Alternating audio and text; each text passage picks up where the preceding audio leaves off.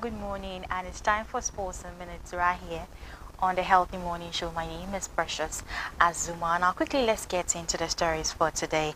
And starting off from the local front, former president of the Ghana Football Association, Kwesi Nyantakyi, has alleged that he paid about $100,000 to investigative journalist Anas Aremeyaw Anas for him not to air his part in the number 12 documentary.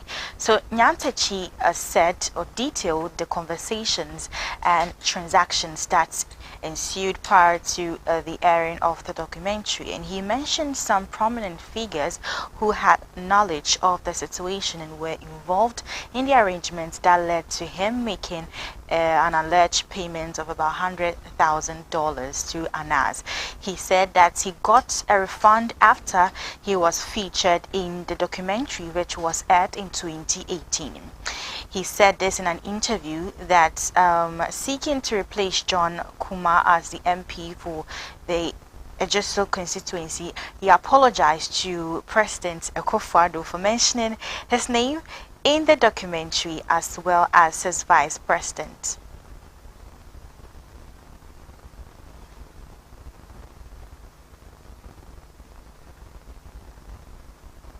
Okay, so still on the Anas Aremeyaw Anas issue going about currently on social media, the investigative journalist has also denied allegations by former president of the Ghana Football Association, Kwesi Nyantakyi, that he paid a sum of $100,000 to halt the airing of the explosive number 12 documentary. So Kwesi Nyantakyi claimed that he paid about $100,000, of which I said initially. But Anas has come out to clarify that all that the former president of the Ghana Football Association said was actually not true. And he also noted that Nyantakyi's admission of paying bribes affirms the reason for the subsequent ban from football activities by FIFA.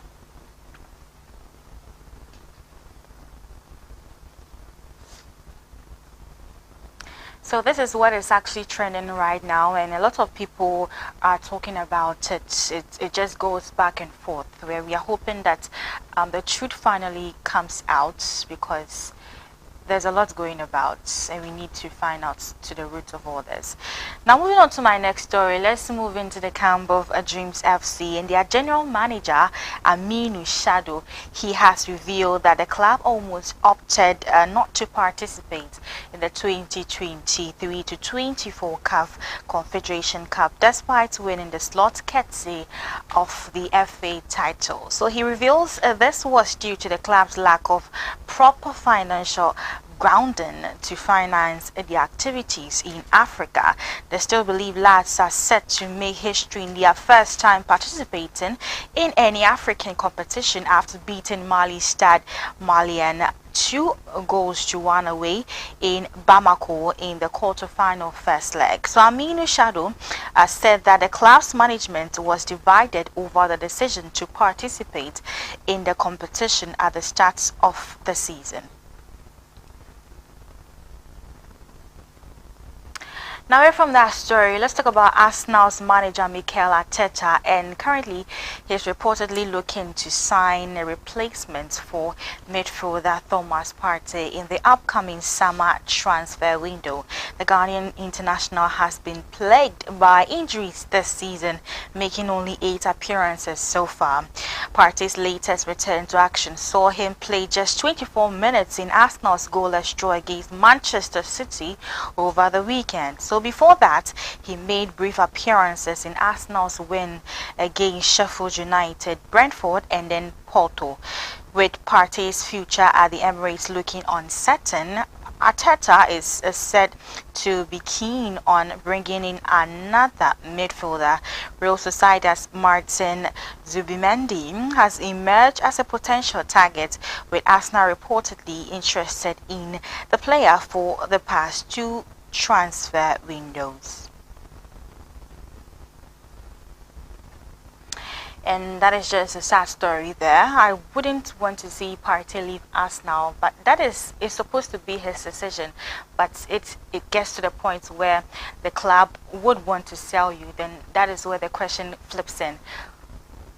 because we've been noticing some injuries here and there. Seasons upon seasons is just injuries. He's not being really active in the club, and when it gets to the point where they have to decide whether to let you go, it's a big deal and it's a big blow to you, the player. Hopefully this doesn't come to pass, but anyways, they want the team to go on a very well note, and let's see what happens. I'm just hoping that he doesn't get signed off as we are receiving the speculations to be. Now, away from that story, let's talk about Mohamed Kudus as well. And then he has been named Player of the Week in the Premier League, according to reports that we gathered. So the talented forward was in action for West Ham United over the weekend and scored with a brilliant strike in a game against Newcastle United. Mohamed Kudus also assisted a goal for Jarud Bowen as he continued his impressive form in the English top flight league. So after assessing the performances of all players who featured for their clubs in round 30 of the English Premier League, top football data outfits, according to reports, named Mohamed Kudus as the player of the week.